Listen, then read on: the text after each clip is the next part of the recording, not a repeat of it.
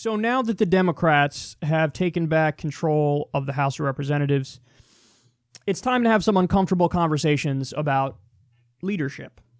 So first of all, let's state the obvious. Chuck Schumer has to go as leader in the Senate. The Democrats did not take back the Senate. Now, they weren't, it was going to be a hard math for them to do that anyway. But, okay, you've had your time. Let's go ahead. Ride into the sunset. Wall Street Chucky, as I call him. And then, also, Pelosi has to go as Speaker of the House because she's been Speaker since roughly 1876. And people despise her. And she does not represent the will of Democratic voters. Now, that part is not at all my opinion. That's a fact. She doesn't represent the will of Democratic voters. Look at all the polls on all the issues, and she's reliably on the wrong side. So, that then, leads to the question, well, who should the leaders be? Well, thankfully, the left has an answer. And that answer makes perfect sense. Now, originally, I said, well, Ro Khanna should be the leader. But, listen, it's a fair counterpoint to say, yeah, but he's relatively new. So, even though he perhaps closely represents the will of the Democratic Party among the voters better than most, if not all, of other congresspeople, it's just has been there long enough, so maybe not the best idea. Okay, fair enough. I think Roe himself would even say, yeah, let's not do that yet, at least. But the left has spoken. I totally agree with this. The answer is Barbara Lee. Now, Barbara Lee is a hero. She's a hero. She's been reliably correct on the issues over time. And also, probably the most important point, she's been brave and willing to buck orthodoxy when she's convinced that she's right. So, at a time when everybody was kowtowing to the right, Barbara Lee voted against the authorization for the use of military force in Iraq. You have no idea how politically difficult that was at the time. Everybody thought, no, seriously, you have to vote for it. You have to do it. It's not a question.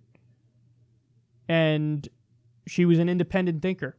And she said, yeah, I'm looking at the same stuff you guys are looking at, the evidence, and not convinced. I'm voting no. That is real leadership. That's leadership on the actual issues. That's what that is. Leadership on the policy substance, which is where we should look for the leadership. Now, Nancy Pelosi, hey, don't get me wrong, she's a certain kind of leader. You know what kind of leader she is? A fundraising leader. In fact, that's her fucking main argument. I wish I was joking. I'm not joking. I'm being dead serious. That's her main argument is, I need to still be a leader because I'm a master legislator and I'm the biggest fundraiser. Now, if Nancy Pelosi was saying that, but the argument was, and the reality was, hey man, look, I'm doing it $27 at a time. I'm doing it through small dollar donations. Hey, fair enough.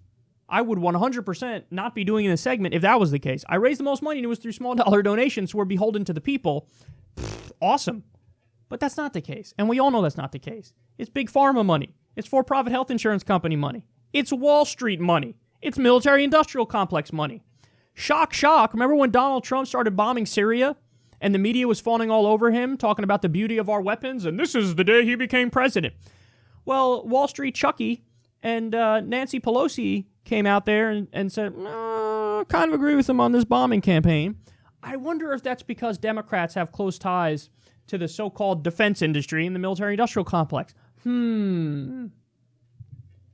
So, yeah, she's a fundraising leader, which is why she shouldn't be in this position, because she doesn't agree with the Democratic base. Listen, man, you want just one fact that I think should immediately disqualify her from being speaker? Here, I'll give it to you. 70% of the American people want Medicare for all. Over 80% of Democrats want Medicare for all. 52% of Republicans want Medicare for all.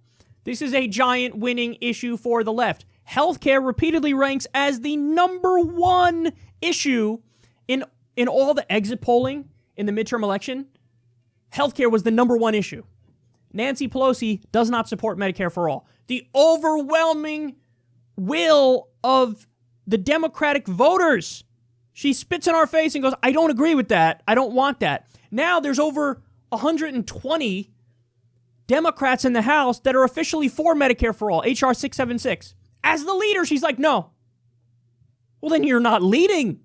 We're telling you, hey, this is what we want, and we live in what's supposed to be representative democracy. And, oh yeah, by the way, all the evidence says this is the answer, and it's the best kind of system to have.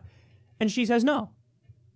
So how can you lead when your whole point is to obstruct your base? Nancy Pelosi is obstructing her base. So Barbara Lee, let's do it. Come on, let her be the speaker. She should be the speaker. She's earned it. She's more than earned it. Okay, listen, I'm going to leave in the video description box. You'll see the link. So click down below. It's a petition to get Barbara Lee as Speaker of the House. If I'm not mistaken, Humanist Report, Mike, made this. And good on him for doing that. And good on him for bringing this up again after the election. And saying, like, after the Democrats won the midterms. Like, okay, now phase one is done. Democrats won the midterms. Now we hold them accountable and make them do what they should be doing. And this is step one. Barbara Lee for House Speaker. Let's do it. She's earned it. She deserves it. Pelosi's had her run under her leadership with Barack Obama and Chuck Schumer. There were 1,000 seats lost from their peak. By the way, it wasn't like a given. Well, obviously they were going to lose those seats. No, that is a direct result of strategy and policy choices. So, and to be fair, they won back now some of those seats, but still nowhere near enough. Nowhere near as much as they should be. So you've had your run. The new Democrat philosophy, the triangulation philosophy, is dead and gone and should be buried. So let's move along here. Oh, and by the way, I didn't even mention potential replacements in the Senate. Totally down with one of these two. Sherrod Brown, senator from Ohio, who is always leading the charge for the left on trade issues, on regulation of Wall Street and things of that nature, and Elizabeth Warren. Those are the two in the Senate where I'd be like, oh, cool, that person's now the leader of the Democrats in the Senate. And I'm sure there's others, but definitely not Wall Street Chucky. And Pelosi's got to go. She's got to go as Speaker. So let's make it happen. Sign that petition.